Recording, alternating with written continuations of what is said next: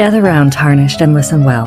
The tale of the lands between is one of gods, ghosts, and golden grace and things better left buried. And in the long, twisting corridors of history, there's a name that was meant to be forgotten. Messmer, the Impaler. Firstborn of America and Radigan, a name scoured from the record, and yet his echoes still linger in the charred ruins of war. The prototype son, flawed, fiery, and sealed away before he could unravel the Golden Order's design. From the moment of his birth, Messmer was just wrong. There's no record of his existence, no statue, no inscription, not even a whispered tale of his deeds. But history is a fickle thing.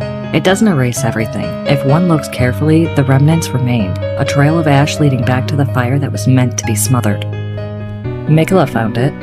He always does. No stone unturned, no truth beyond his grasp, and what a truth it was. A buried answer, a path to his own ideal world. And then there's the Fire Knight ashes, a relic to most, but to those who understand, they're remnants of his once loyal warriors, those who followed him into the lands of shadow, never to return. Never to return. The weight of those words linger. But why? Why was he cast aside? What had he done to deserve exile? To be denied even a place among the damned demigods who still roam the lands between? Perhaps it wasn't something he did, but something he was. Perhaps America saw in him something that should have never existed, a flaw, a mistake, an impurity that couldn't be allowed to fester. Perhaps it was the fire in his veins, a flame that didn't burn with the Erd tree's golden blessing, but was something far older, far more dangerous, a fire of ruin, the kindling that burned inside Messmer, a dark thing gnawed at by a wicked serpent. Messmer, much like his younger sister, bore a vision of fire. Or perhaps it was the abyssal serpent coiled within his soul.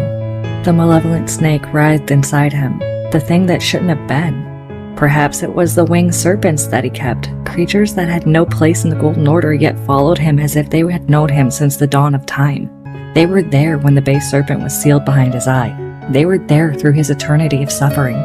A creature with no place in America's golden vision. And so, to suppress whatever made him an abomination, she took his eye, not as a punishment, as a seal. Grace, not a blessing, but a shackle. Some flames refuse to be extinguished. Some cannot be contained. So, America did what all loving mothers do when faced with a difficult child. She found a very, very distant room to lock him in and threw away the key. Yet even that wasn't enough to silence her fear. So she gave him a crusade. How thoughtful. A noble mission, she said. A great purpose, a chance to prove his worth. And if he just so happened to be banished in the process, well, isn't that unfortunate? Such a tragedy if history were made to forget him. Messmer was sent to the lands of shadow to purge the horn scent, those untouched by the greater will. She cast him into exile along with the first sin, to fester in the dark with a hatred that couldn't be contained. And let's be honest, America had a very personal vendetta. But more than that, the horn scent were in the business of creating divinity without permission. They could ruin everything for America. They were those without the grace of gold.